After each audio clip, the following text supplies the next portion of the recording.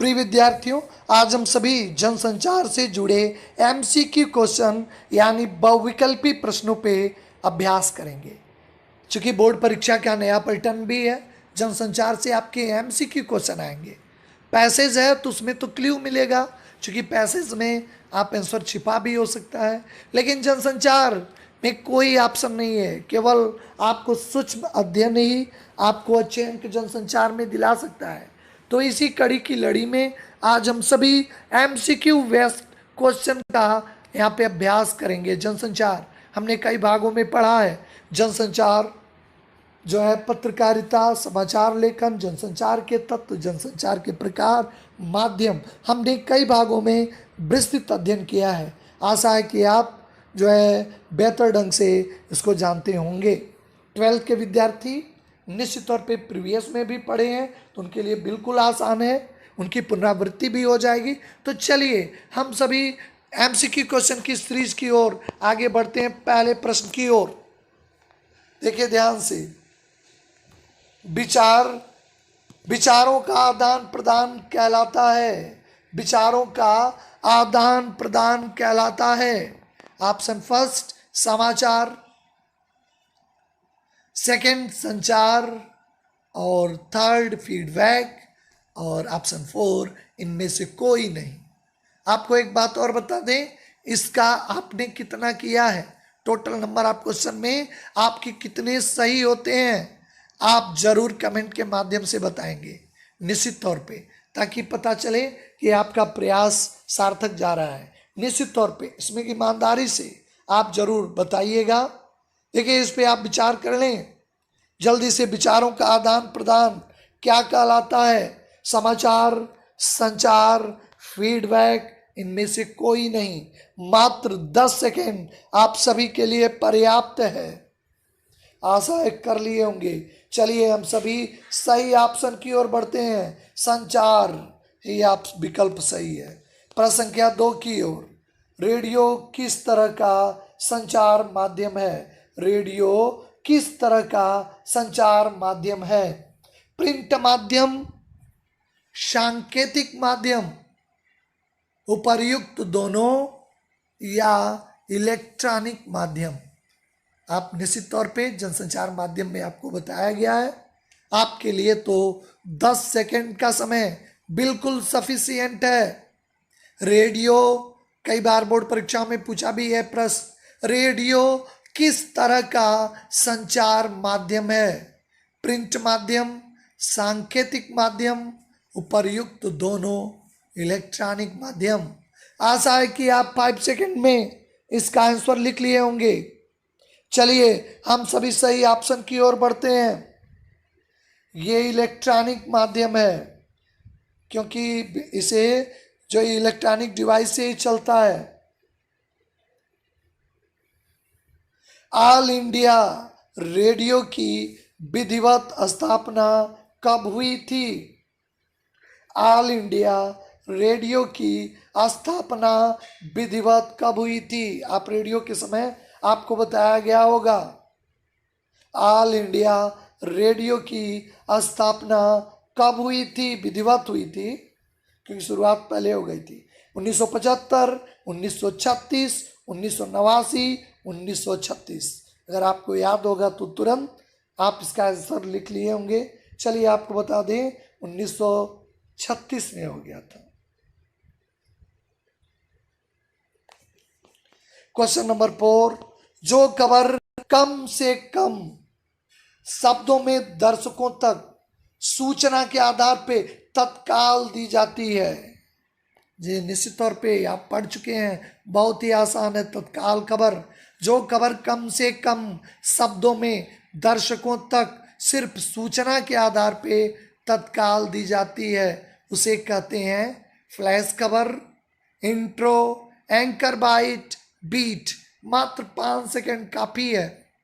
Flash खबर, intro, anchor bite, beat. चलिए हम सभी सही ऑप्शन की ओर बढ़ते हैं। इसे फ्लैश खबर या इसे ब्रेकिंग न्यूज़ भी कहते हैं। ये आपका ब्रेकिंग न्यूज़ भी, अगर दोनों पूछे तो आप बता सकते हैं, इसे फ्लैश खबर या ब्रेकिंग न्यूज़ भी कहते हैं। अगले प्रश्न की ओर हम सभी बढ़ते हैं। क्वेश्चन नंबर 5, विशेष लेखन दो प्रकार का होता है।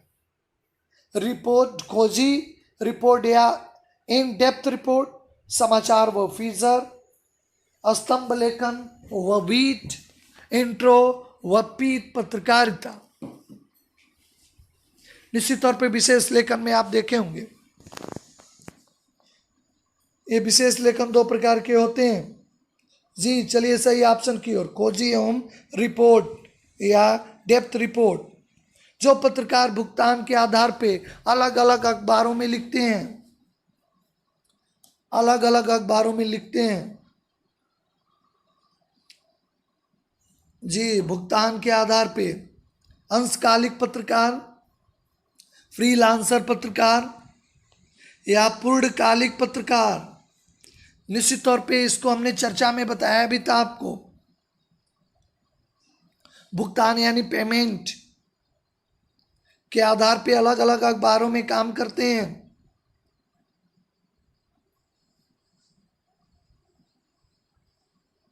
जी आपको बता दें, फ्रीलांसर पत्रकार होते हैं, स्वतंत्र होते हैं। इन्हें भुगतान के आधार पे किसी भी अखबार में कार्य करने के लिए स्वतंत्र होते हैं। अंशकालिक पत्रकार जो थोड़े समय के लिए होते हैं, संवाददाता जो एडिटर होते हैं, और पूर्णकालिक जो हमेशा यानी परमानेंट पत्रकारिता करता हो।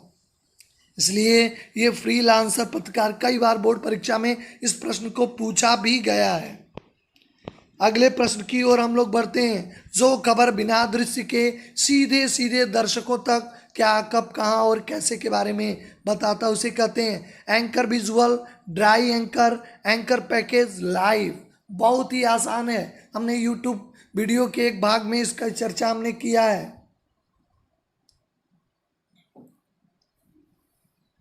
कि जब तक कोई दृश्य नहीं रहता है तो किस प्रकार के जो एंकर पैकेज होते हैं, कि लाइव होते हैं कि एंकर विजुअल होता है। आशा है कि अगर आप वीडियो देखे होंगे तो इसका आंसर भी कर लिए होंगे। ड्राई एंकर होता है जो केवल आंकड़ों के आधार पे बोलता है, दृश्य नहीं दिखाता है। जो फोन पे बात करके दर्शकों तक सूचनाएं पहुंचाते हैं या दर्शक को शामिल करते हैं उस कार्यक्रम में, उस कार्यक्रम को कहते हैं लाइव, फोन इन, फ्लैश या इंट्रो। बहुत ही आसान, इसकी भी चर्चा में हमने बताया है। लाइव, फोन इन, फ्लैश या इंट्रो। चलिए सही ऑप्शन की ओर आपको ले चलते, फोन इन कार्यक्रम होता है। प्रश्न संख्या 9, प्रिंट मीडिया के प्रमुख माध्यम क्या है? इंटरनेट, पुस्तकें, पत्र पत्रिकाएं, पुस्तकें व पत्र पत्रिकाएं। इंटरनेट, पुस्तकें, पत्र पत्रिकाएं, पुस्तकें व पत्र पत्रिकाएं। चलिए ऑप्शन की ओर, पुस्तकें व पत्र पत्रिकाएं।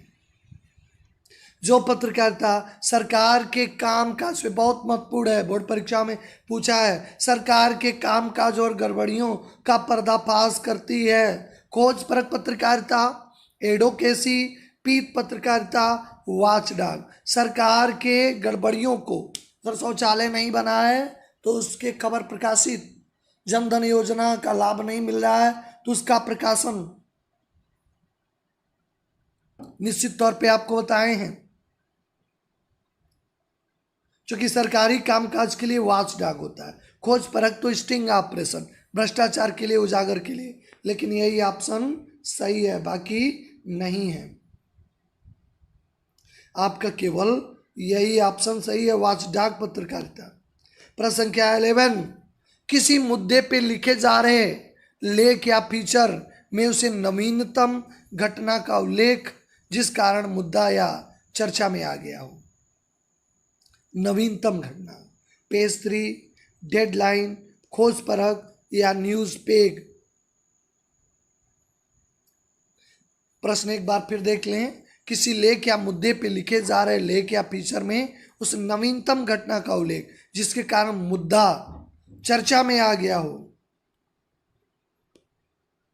ये पेज 3, डेडलाइन, खोज परख या न्यूज पेग।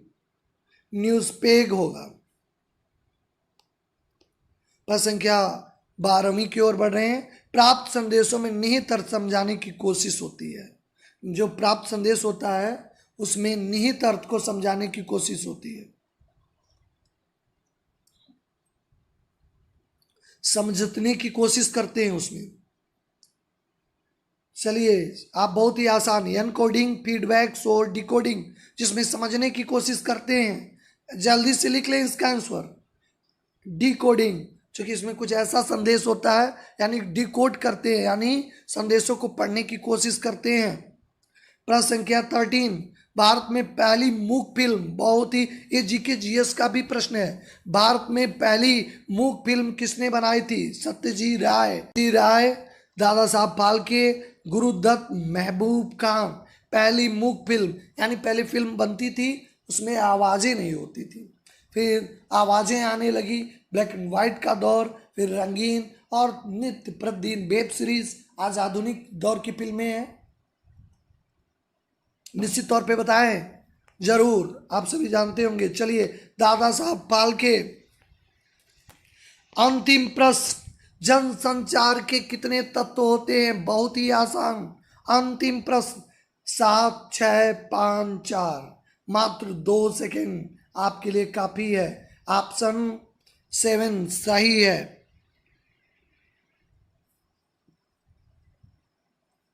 तो आप इस तरह एमसीक्यू टाइप के क्वेश्चनों का आपने जो ये 15 क्वेश्चनों की एक सीरीज थी, आप सभी ने निश्चित तौर पे स्वयं का मूल्यांकन किया होगा।